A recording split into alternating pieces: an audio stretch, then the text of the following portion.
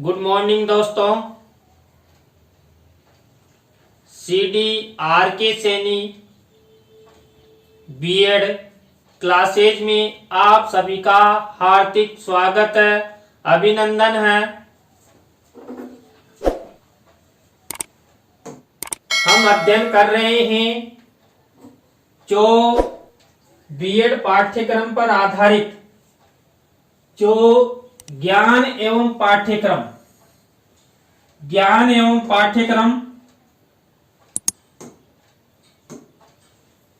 जो पेपर है, इस पेपर के अंतर्गत आज की क्लास में हम शिक्षा की प्रक्रिया में बाल केंद्रित शिक्षा का योगदान। देखिए, जो शिक्षा की प्रक्रिया होती है उसमें जो बाल केंद्रित शिक्षा प्रणाली लागू हुई, उस बाल केंद्रित शिक्षा का क्या योगदान है, बाल केंद्रित शिक्षा के माध्यम से शिक्षा की प्रक्रिया कैसे परिवर्तित हुई, क्या क्या परिवर्तन हुए, क्या क्या स्वरूप चेंज हुआ आदि के बारे में हम विस्तृत रूप से अध्ययन करेंगे। तो देखिए, जो शिक्षा की प्रक्रिया है उसमें बाल केंद्रित शिक्षा का महत्वपूर्ण योगदान है। शिक्षा की प्रक्रिया के माध्यम से हमारे समाज का, हमारे राष्ट्र का विकास हुआ है, लेकिन जो बाल केंद्रित शिक्षा है उसके माध्यम से संपूर्ण मानव जगत में जो बालक बालिका होते हैं उन बालक बालिकाओं की शिक्षा प्रक्रिया में सुधार हुआ है और बाल केंद्रित शिक्षा के माध्यम से शिक्षा की प्रक्रिया में अनेक परिवर्तन हुए हैं। तो इसमें पहला है बाल केंद्रित शिक्षा के द्वारा शिक्षण विधियों में परिवर्तन। देखिए, जब से बाल केंद्रित शिक्षा प्रारंभ हुई है तो जो शिक्षा की प्रक्रिया है, शिक्षण जो पढ़ाने का तरीका है, जो शिक्षण विधियां हैं, उनमें परिवर्तन हुआ है।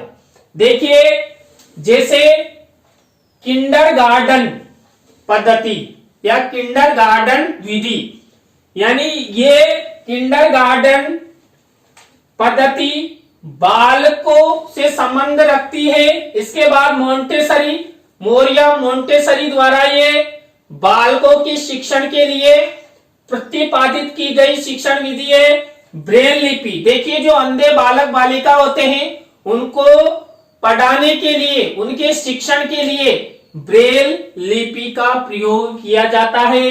इसके बाद देखिए, बालकों के शिक्षण एवं मूल्यांकन हेतु मनोवैज्ञानिक निर्देशन एवं परीक्षणों का जन्म। देखिए, जो बालक हैं उन बालकों के शिक्षण हेतु जो मनोवैज्ञानिक परीक्षण है उनके माध्यम से नए नए परीक्षणों का जन्म हुआ है और नए नए परीक्षणों के जन्म से उनकी जो परीक्षाएं हैं वो उनमें सुधार भी हुआ है। तो आप सभी को पता है वर्तमान समय मनोवैज्ञानिक युग है और मनोवैज्ञानिक दिशा निर्देश में ही जो बालकों का मूल्यांकन होता है, मूल्यांकन के जो प्रश्न पत्र बनते हैं, परीक्षण बनते हैं, वो बाल केंद्रित होकर बाल केंद्रित शिक्षा के माध्यम से परिवर्तन हुए। इसके बाद देखिए, जो मनोवैज्ञानिक जो परीक्षण हुए, जैसे मान लीजिए हमें बालकों की बुद्धि का मापन करना है तो हमें बुद्धि परीक्षणों का प्रयोग करना होता है, तो बुद्धि परीक्षणों का जन्म हुआ। मानसिक योग्यता मापन परीक्षणों का जन्म हुआ।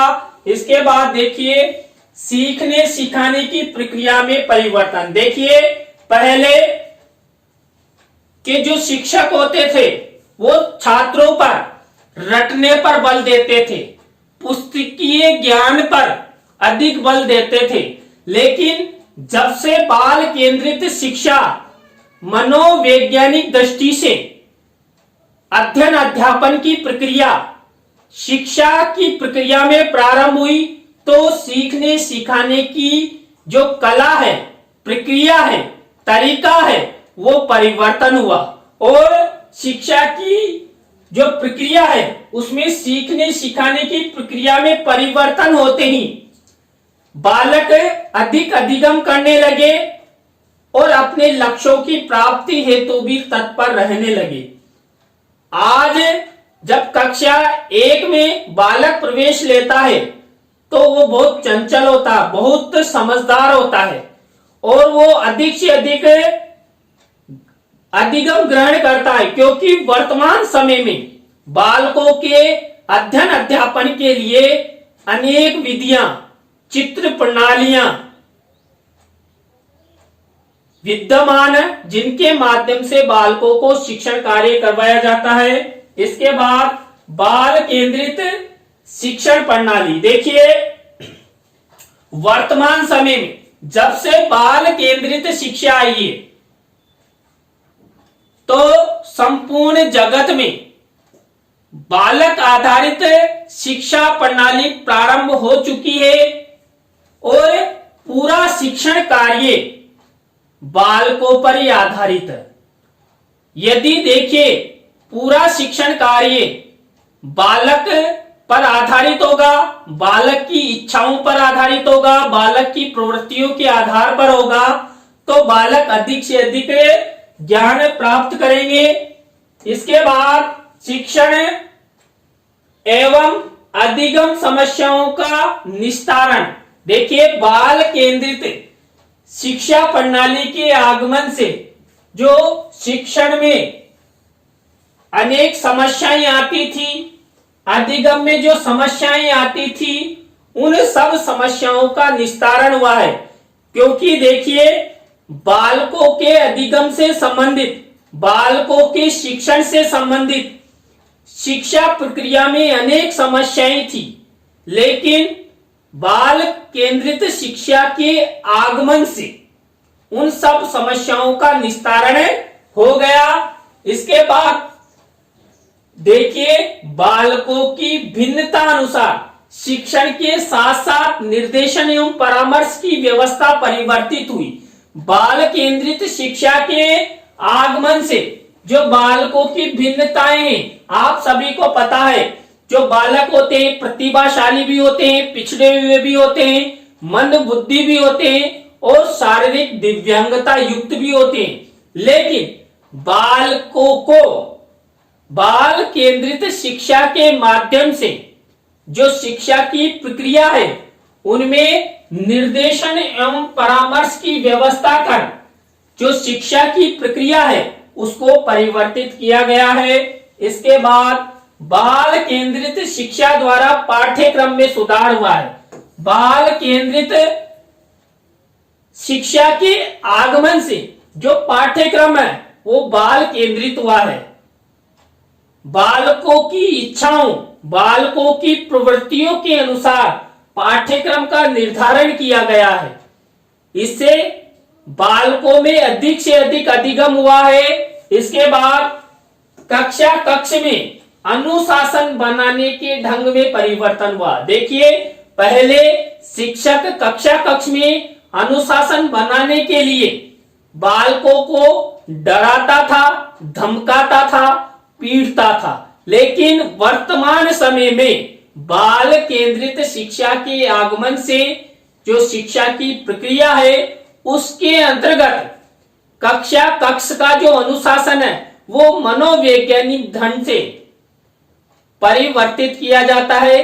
कक्षा में अनुशासन बनाने हेतु मनोवैज्ञानिक तरीकों को आजमाया जाता है, उनका प्रयोग किया जाता है और कक्षा कक्ष में यदि अनुशासन अच्छा रहता है तो बालक अधिक से अधिक अधिगम करते हैं और जो उनका परिणाम है वो भी अच्छा आता है। इसके बाद देखिए, बाल केंद्रित शिक्षा द्वारा शिक्षा की प्रक्रिया में नए नए अनुसंधानों द्वारा नवीन खोजों का समावेश हुआ है। जब से शिक्षा की प्रक्रिया में बाल केंद्रित शिक्षा का जन्म हुआ है, तब से ही नए नए अनुसंधानों के माध्यम से, नए नए रिसर्चों के माध्यम से, नवीन खोजों का समावेश हुआ है। यानी कि बालकों से संबंधित जो समस्याएं थी, उन समस्याओं पर रिसर्च किया गया, उन समस्याओं का किस तरह निस्तारण किया जाए, बालकों को के साथ ऐसा क्या किया जाए कि उनको अधिक से अधिक अधिगम हो। इस प्रकार के जो विषय हैं उन पर रिसर्च किया गया, उनको, और जो उनका परिणाम आया उनको शिक्षा में सम्मिलित किया गया। इसके बाद देखिए, शिक्षा की प्रक्रिया में आधुनिक परिवर्तन हुआ। बाल केंद्रित शिक्षा के आगमन से जो आधुनिक शिक्षा प्रक्रिया है वो बिल्कुल परिवर्तित हो गई। पूरा शिक्षण कार्य बाल केंद्रित हो गया। बालकों की इच्छाओं, प्रवृत्तियों और क्षमताओं के आधार पर शिक्षण की व्यवस्था की जाने लगी। जो बालक, पाठ्यक्रम और शिक्षक है, उनमें बालक को प्रमुख स्थान दिया जाने लगा है, जिससे बालक खुश होकर, सक्रिय रहकर अधिक से अधिक अधिगम करता है और आगे बढ़ता है। इसके बाद देखिए, बाल केंद्रित शिक्षा द्वारा शिक्षा की प्रक्रिया रुचि और क्षमताओं, प्रवृत्तियों एवं इच्छा के अनुसार बालकों की शिक्षण व्यवस्था हुई। देखिए, जो शिक्षा की प्रक्रिया है उसके अंतर्गत जो बाल केंद्रित शिक्षा का जन्म हुआ, आगमन हुआ, तो बालकों की इच्छाओं, प्रवृत्तियों और जो क्षमताएं हैं उनके अनुसार शिक्षण कार्य प्रारंभ होने लगा। इसके बाद बाल केंद्रित शिक्षा द्वारा शिक्षा की प्रक्रिया अंतर्गत मूल्यांकन में परिवर्तन हुआ। देखिए, और मूल्यांकन में भी क्या आधुनिक परिवर्तन हुआ। कौन सा? सतत एवं व्यापक मूल्यांकन के माध्यम से बालकों का मूल्यांकन होने लगा। बालकों पर एक साथ परीक्षा का भार नहीं हो, इसके लिए सतत एवं व्यापक मूल्यांकन की व्यवस्था की गई है। जिस तरह बालकों को अध्यापन कार्य करवाया जाए, उसी के तुरंत बाद हर माह, हर सप्ताह बालकों का मूल्यांकन सतत एवं व्यापक मूल्यांकन के माध्यम से किया जाए। इसके बाद देखिए, बाल केंद्रित शिक्षा ने शिक्षक, बालक एवं पाठ्यक्रम में से बालक को शिक्षा का प्रमुख बना दिया है। शिक्षा का प्रमुख ये नहीं है कि वो शिक्षक बन गया, नहीं, बालकों की इच्छाओं, प्रवृत्तियों और क्षमताओं के आधार पर शिक्षक द्वारा अध्ययन अध्यापन की व्यवस्था की जाने लगी। यानी कि बालक को प्रमुख स्थान प्रदान किया गया। इसके बाद बाल केंद्रित शिक्षा ने शिक्षा की प्रक्रिया को मजबूत आधार स्तंभ प्रदान किया। देखिए, जो शिक्षा की प्रक्रिया है, उस शिक्षा की प्रक्रिया की जो नींव है, आधार स्तंभ है, यदि वो मजबूत होगा तो शिक्षा का प्रचार प्रसार अधिक होगा। शिक्षा के क्षेत्र में नवीन आविष्कार होंगे और जो शिक्षा के लक्ष्य हैं उनकी प्राप्ति में हमें सहयोग मिलेगा। तो बाल केंद्रित शिक्षा के माध्यम से शिक्षा की प्रक्रिया मजबूत आधार स्तंभ बाल केंद्रित शिक्षा के माध्यम से उसे प्राप्त हुई। इसके बाद बाल केंद्रित शिक्षा ने शिक्षा की प्रक्रिया अंतर्गत बालकों की जो समस्याएं हैं उन सब समस्याओं का निस्तारण किया गया। किसके माध्यम से? बाल केंद्रित शिक्षा के माध्यम से। पहले शिक्षक छात्रों पर अधिक दबाव देता था, लेकिन बाल केंद्रित शिक्षा के माध्यम से बालकों की जो भी समस्याएं, चाहे वो शिक्षण से संबंधित हो या परिवार से संबंधित हो, उन सब समस्याओं में बालकों को महत्वपूर्ण स्थान प्रदान किया गया और बालकों की समस्याओं का निस्तारण किया गया। तो आज की क्लास में हमने जो शिक्षा की प्रक्रिया है उसमें बाल केंद्रित शिक्षा का क्या योगदान है, क्या महत्व है, इसके बारे में अध्ययन किया। आपको वीडियो कैसा लगा कमेंट्स में जरूर बताएं। नए टॉपिक के साथ हम आपसे फिर मिलेंगे। धन्यवाद।